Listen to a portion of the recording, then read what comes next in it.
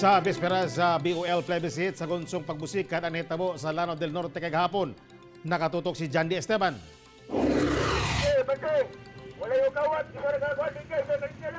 Nangugat na ang traffic enforcers sa pagman sa trapiko sa National Highway sa Barangay Maranding, Lala sa Lanao del Norte.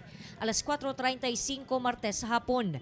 Human nakulgot ang dagan sa mga sakyanan dihang gikordon sa mga personahe sa Explosive Ordnance Division ning bahin sa highway at bang sa usa ka gasolinahan. Human dunay mibusikad. Daling gi-clear sa otoridad ang area una kini gipaagian. Dayong gideploy ang kasundaluhan ug kapulisan sa lugar. Ang sikat driver nga si Gelardo misubay sa maong highway aron maghatod unta og pasahero dihang kalit dunay mibuto. Nibalik ko si agi kay wala ko ni diretso, nibalik ko sa agi kay nibuto man ang bomba. Moto akong pasahero niambak og kalit. Sa may ibati ni Moron. Kuyawan lagi.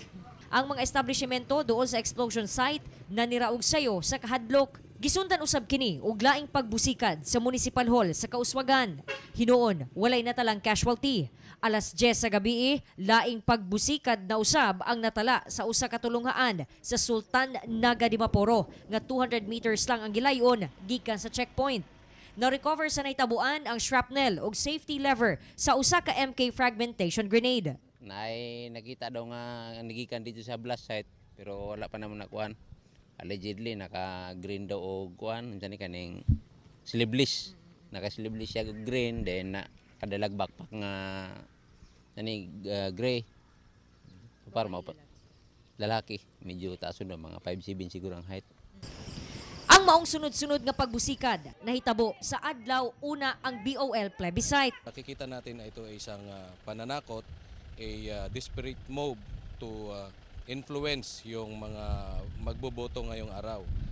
Apan si Lanao del Norte Governor Imelda Di Maporo kinsa iladong no to inclusion sa unom ka munisipyo sa probinsya. MILF daw ang responsable sa sagunsong pagbusikad. I could not say point to anyone anymore. It's the MILF. It's the MILF. Kasi they really want to get the yes votes here. Apan tubag sa kampo sa MILF. Ang accusation agad ay kagagawan ni Commander Bravo at ng Moro Islamic Liberation Front. Ilang minuto lang after ng pagsabog. So, ibig sabihin wala pang investigation kung sino talagang may kagagawan. Bakit meron na agad accusation? So, first call natin talaga, mag-investigate tayo at gawin natin na objective yung pagtingin doon sa pagsabog kung sino talaga ang may kagagawan. At hanapin natin para mapanagot. We see to it and we make it clear na we are on top of that situation. Your armed forces is very much capable to address any threat. At hinigpitan na natin yung ating mga checkpoint, nakalatag naman lahat yung mga area security natin to guard the precincts. And actually